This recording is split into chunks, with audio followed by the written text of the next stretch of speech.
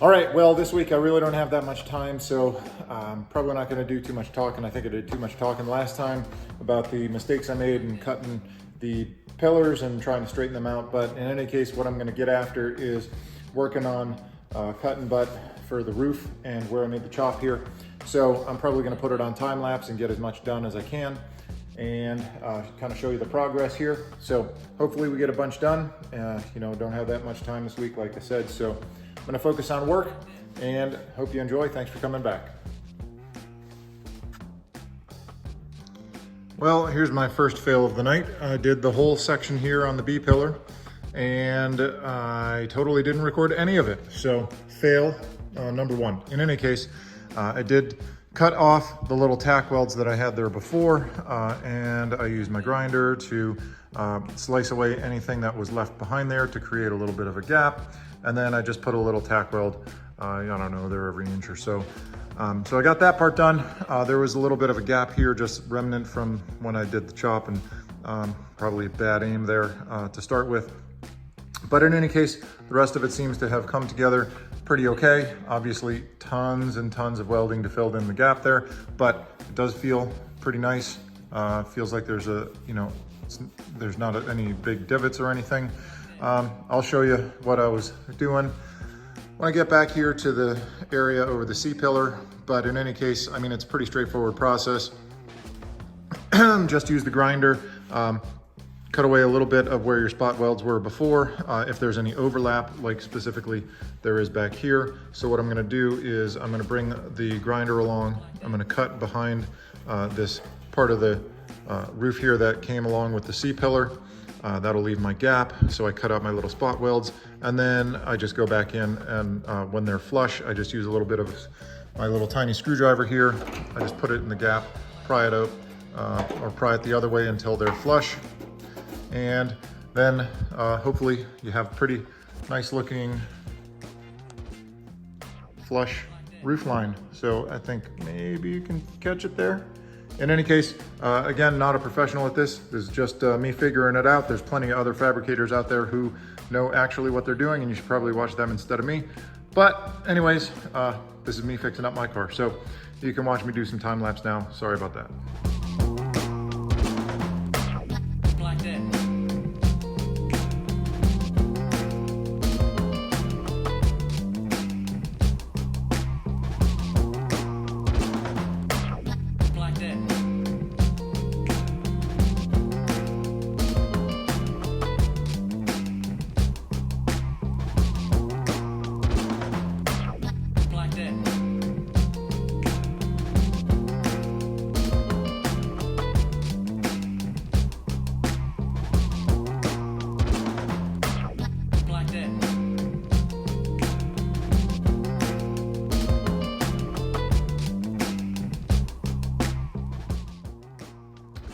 All right, so I got that finished up.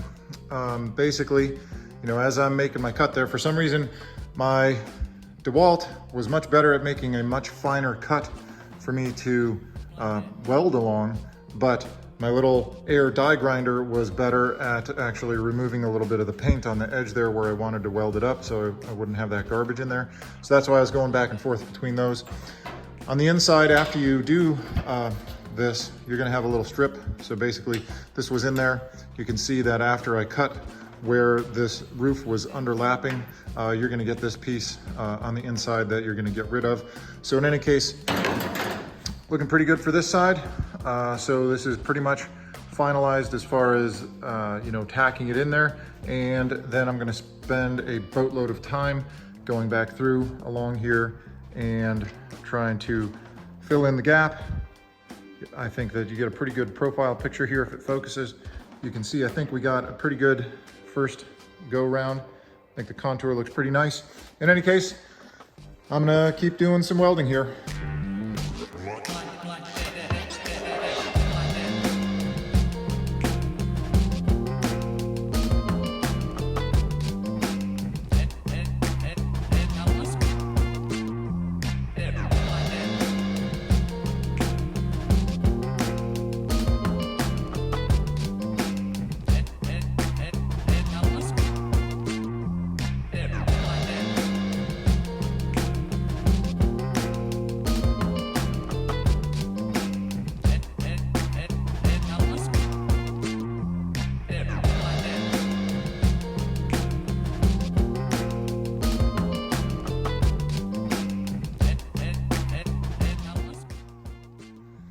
Well, here's where it's gonna rest for tonight.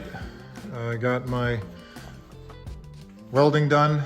There's a couple little pinholes that I'm gonna need to fix, but in any case, just kind of looking down the profile of the car here, there's definitely some areas where I need to work on it some. Maybe a little bit of hammer and dolly can bring out some low spots that I got there.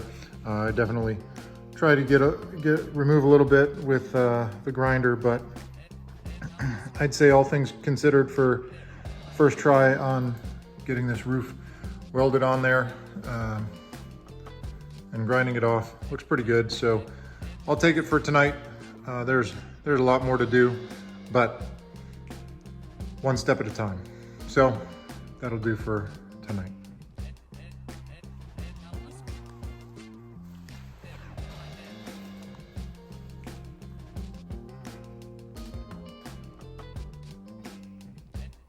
Well, unfortunately, I'm really just not gonna get much more time this week. Well, actually no time at all this week because I have to do some traveling for work. So this is gonna be it for this video, kind of short.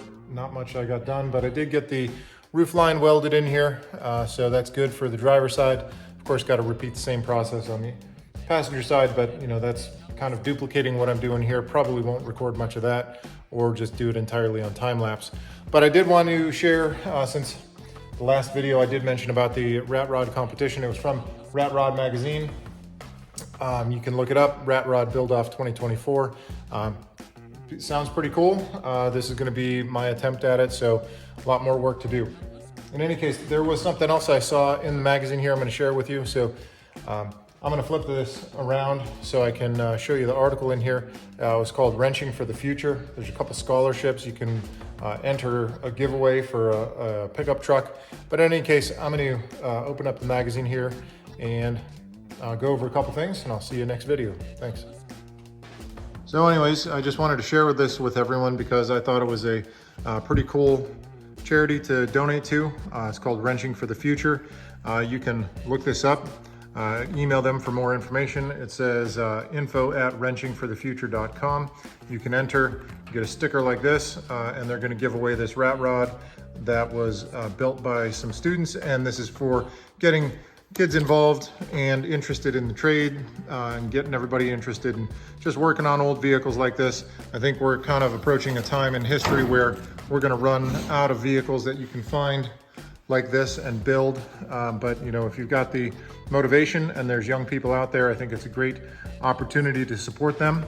So I think you can check out Rat Rod Magazine, or you can check out Wrenching for the Future and hopefully give them some support. And I'll keep plugging away at this. Maybe I'll even see you in September. All right, thanks again. Have a good one.